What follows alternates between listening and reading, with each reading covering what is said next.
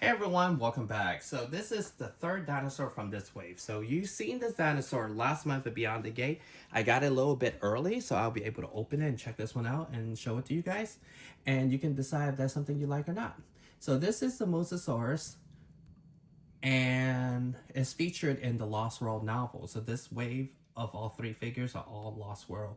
No, not all Lost World, all novel based. So pretty interesting. There's a little render here. And then this is the side render. There we go. In the back. I really miss the days that they would just show the toy here. It's kind of cool. One thing of interest, this one does come with extra parts. So this is the first for the Hammond Collection. And secondly, not Spinosaurus. Sinoceratops is not featured on here, which is, kind of weird. Usually they have a little spot where the third dinosaur, the little bigger dinosaur would be like this one with Allosaurus, but no. So let's open this one and check it out. All right, so open up this Mosasaur. This little guy is featured in the novel for the Lost World. I think they found some younglings on the island. So this one is kind of interesting. I read up on it.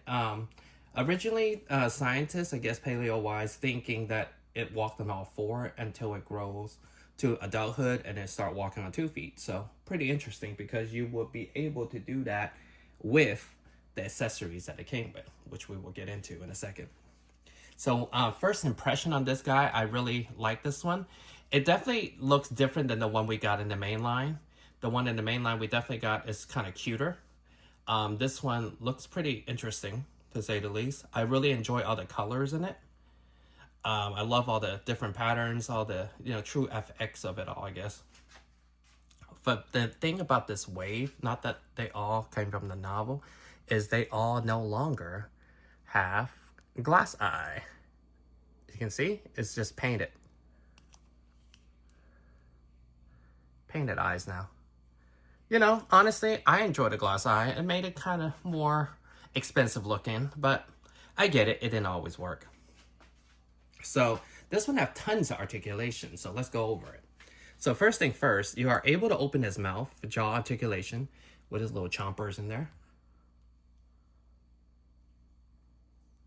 Kind of a lot of sharp teeth in there. So no longer very sauropod-like anymore, like the first toy. So you can open and close, and then it also has head articulation, so you're able to get all these different range of poses. Really nice. Then next up, we are doing neck articulation. So he can go up and down. Really nice. And it's definitely painted down here on the neck. Along with some... So he's overall pretty gray. Along with some brown khakis down this way. But he has blue, really nice blue, on top. Right here.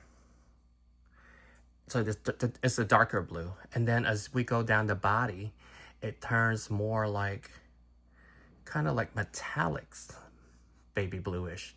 It still have this, the blue, not the same blue, but metallics. And then over it, there's a darker stripe. And then it has really nice detail there. There's a lot of little bumps, if you can see. A lot of different bumps. And then you go all the way down. Crazy, right? There is paint on the tail. So there's paint all the way down. And like all of the small assortment dinosaur, it has a wire tail. Really nice.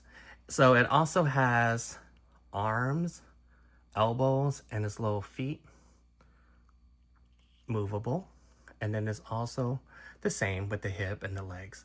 This one poses pretty nicely because you can get all different type. But I will show you the extra accessory that I was telling you earlier. So this one right now, currently you can pose it as walking on all four, which you can. But let me show you 1 second. Let me switch it out and I'll show you guys what else you can do. So pay attention to this little hands there. And now we're back. So I was able to change out, it came with an extra hands. So look, these hands, now he can be bipedal. So now he can actually stand. Let me show you. Stand up. Let me see. Yeah. Now he can actually stand on 2 feet.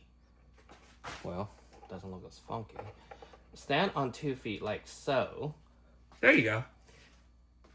So you have two ways to display this particular figure, which is kind of cool. Like if you can just get two, you can have both. But I really like the fact that you're able to do that. Actually, before we move on, let's take, actually, speaking of the older one, let's compare it. The paint is very similar. Let's compare it with the one we got from Dino Rivals. So this is what we got in the core line before. As you can see, it looks more like a whole baby sauropod, if anything.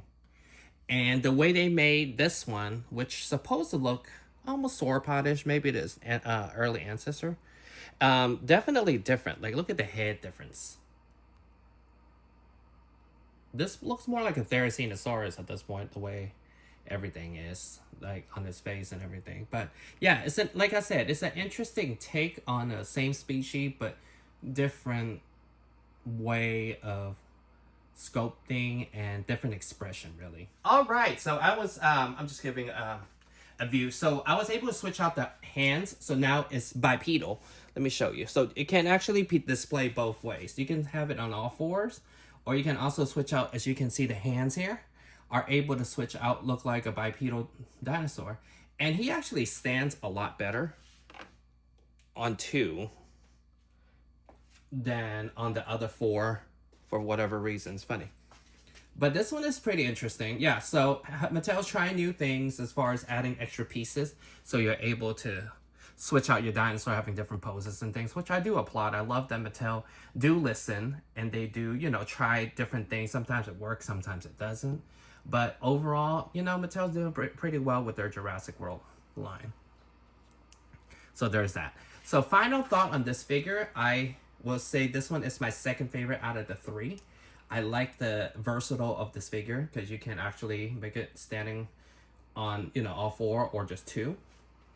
And I like a different take on the one we got from the core line. So this one is nice, and I especially really honestly love the deco on this figure. It really is really nice in person. It's really shiny and all. And I mean, the only thing is the head is a little dragon looking. But other than that, this is not a bad figure. There's also nice brown paint all over on the bottom. Yeah. This one is available December 1st. I got it a little bit early, just to show you guys how it looks like and things. So it was a Beyond the Gate item. So it won't be hard to get. You will find it. And like I said, released December 1st. So hope you guys enjoyed this video. And I'll see you guys next time. There's definitely more to come.